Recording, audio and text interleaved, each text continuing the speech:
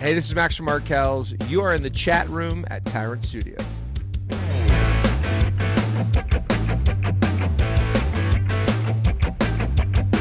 Welcome to the chat room at Tyrant Studios. Coming to you high above the legendary penthouse in downtown Vancouver. We are presented by West Coast Dream Machines, pre-owned, pre-loved luxury high-end vehicles on Clyde Avenue in West Vancouver. I'm Joe Leary along with Danny Filipponi, BC Entertainment Hall of Famer. Hey, Joe, thanks for having us on the show here on this very special afternoon it is. And Aaron Chapman, noted author, Vancouver potential candidate for the upcoming election, yes? Yes, we'll find out in the coming days, basically, yeah. Vote, vote, vote. Yeah.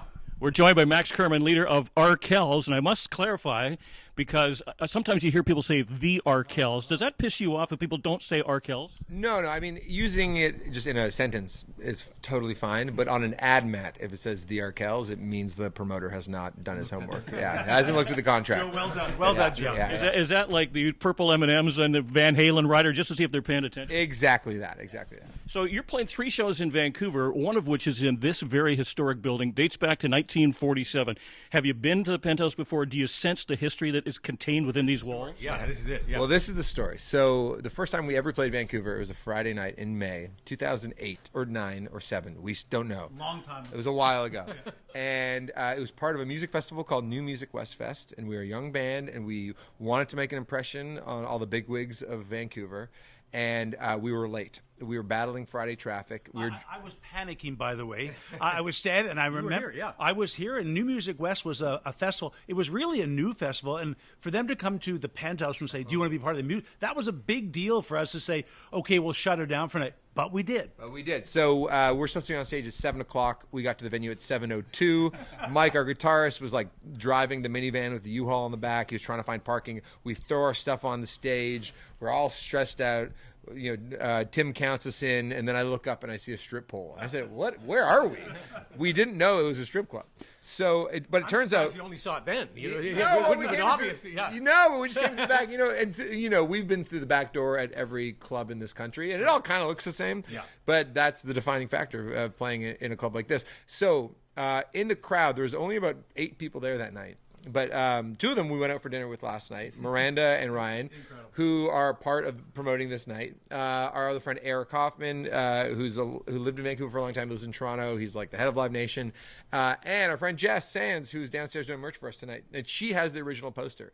And she was like, she was just saying 10 minutes ago, she's like, it really pays to be a hoarder, because the fact that she even still has this poster in perfect condition proves that we actually had this gig, and it's not just a made-up story. So how pissed were you at Arkells back then? No, as I was saying to Max, the Penthouse marquee has gone on to a book, a best-selling book, and when we put the Arkells, we're kind of up there and a joke, fully clothed. One thing we had talked about, the attention that the Penthouse, never mind what's been going on in the last 2-3 months leading up to this, is really a tribute to you guys and obviously your band and your popularity. But for a bar like the Penthouse, as I said to you earlier, it's an absolute honor to have you guys come full circle. I mean, it's really easy to say, come on back and play, but you did. and that means a lot to just myself and our friends at the Penthouse as well. It strikes me you guys really embraced that show that you did to come back and do this. Oh, totally. And of all the sort of small venue shows you do, it seems like this one's got a lot of extra attention just because it's the Penthouse. Yeah, the hoopla has been amazing.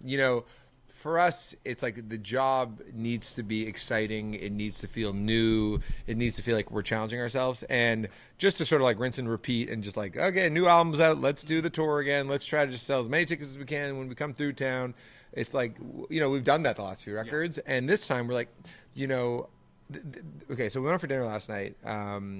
What area? Where's Neptune Records? What area is that? Main Street. So we're over there. Great area. We went to a place called June. Very cool restaurant. And then I rode a city bike back to the hotel. And then I woke up this morning, had a coffee at DeVille Coffee, and then I could walk over here. I did a run, actually, and then I came here to check out the room. And then tonight I'll go back to the hotel, and then tomorrow I'll get to ride my bike over. Where's the Hollywood Theater? Is that Kitsilano? It's in Kitsilano. So, down West Broadway, but very cool. It's very cool. Longer bike ride, yeah. but like, and the weather's spectacular. And then after that show, I'll get to go back to the hotel, and then in the morning, I'll wake up and we have a show at the Commodore.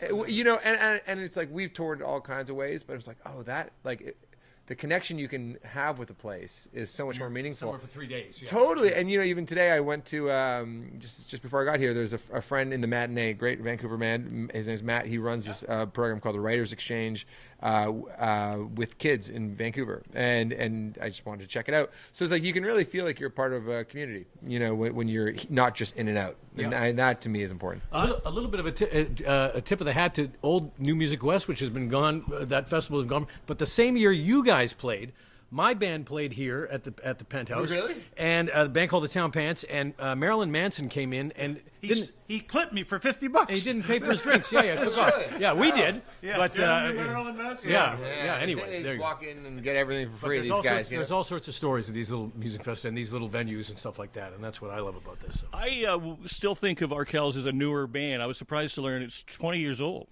You formed in 2006, really? I'm glad you think that because I think that too. I'm like, I feel 23, and I still feel 23. Maybe it's because I'm stunted in my development because we started right after university. Well, we played throughout university, and then we got signed just as we were finishing. But yeah, it's 9 records. Yeah. The first record came out in 2008.